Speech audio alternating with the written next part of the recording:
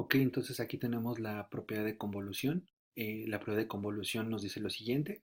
Si conocemos la transformada de Fourier de una señal x1 y conocemos la transformada de Fourier de una señal x2 y garantizamos que, bueno, no garantizamos, sino más bien una señal es la convolución de estas dos señales, entonces la transformada de Fourier de esta señal va a ser la multiplicación de las transformadas. ¿Ok? Entonces, pues bueno, la idea sería lo siguiente, tomamos la transformada de Fourier de G, entonces esta es la definición de transformada de Fourier aplicada a G, y sustituimos quién es G, pues G resulta ser la convolución de x1 con x2, entonces en lugar de escribir a G, pues escribimos la definición de convolución. Una vez que ya tenemos la definición de convolución, observamos lo siguiente. Esta es una doble suma, ¿ok? O una serie de serie. Y lo que podemos hacer es conmutar el orden de la suma. Es decir, primero podemos sumar con respecto de m y después podemos sumar con respecto de n. Entonces, cuando hacemos esa conmutación de los límites, esto sería algo equivalente a lo que en continuo se hace como teorema de Fubini. Intercambiamos los límites de esta suma. Entonces, si observamos, si sumamos primero con respecto de n, la señal x1 de m no depende de la n, entonces la podemos poner afuera de esa suma. Evidentemente x2 depende de n y la exponencial depende de n. Entonces, cuando nos fijamos en esta suma, pues esto que está aquí es la propiedad de traslación en tiempo, es decir, x2 está trasladada. Entonces, según la propiedad de traslación en tiempo para la serie de Fourier, es la transformada de Fourier de x2 multiplicada por una exponencial, este, en donde eh, se, se escribe la traslación m, ¿no? Esta es la propiedad de traslación en tiempo. Por lo tanto, eh, lo que resulta ser es que ahora si observamos esta nueva suma, pues este término no tiene la variable m, entonces puede salir de la suma. Evidentemente esta exponencial no puede salir de la suma porque depende del índice de suma, pero precisamente esta exponencial con este x2 es lo que me ayuda a completar o a darme cuenta que esta es la definición de transformada de Fourier para la señal x1. Por lo tanto, esta expresión se convierte en x1 de omega. Entonces, pues al final, ¿qué tenemos? La transformada de Fourier de una convolución es la transformada de Fourier, es la multiplicación de la transformada de Fourier de cada señal y que está involucrada en la convolución, que es un resultado importante. Las convoluciones, cuando las transformamos, se vuelven multiplicaciones. Ok, entonces ese resultado nos va a ayudar a deducir la siguiente transformada de Fourier que se mostró en algún momento en las tablas. ¿Qué es lo que tenemos? Supongamos que g de n es una suma de x, de la señal x desde menos infinito hasta n.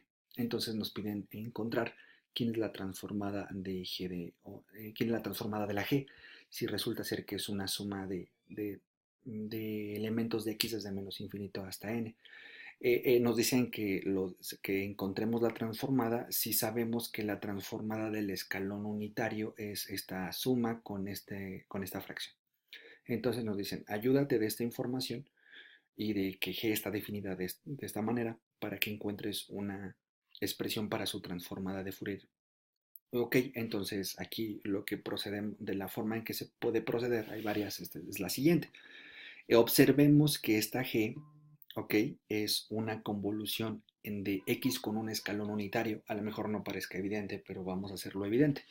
Entonces vamos a hacer evidente que esta G definida así, viene de esta convolución. Entonces, a ver, tomemos la definición de convolución.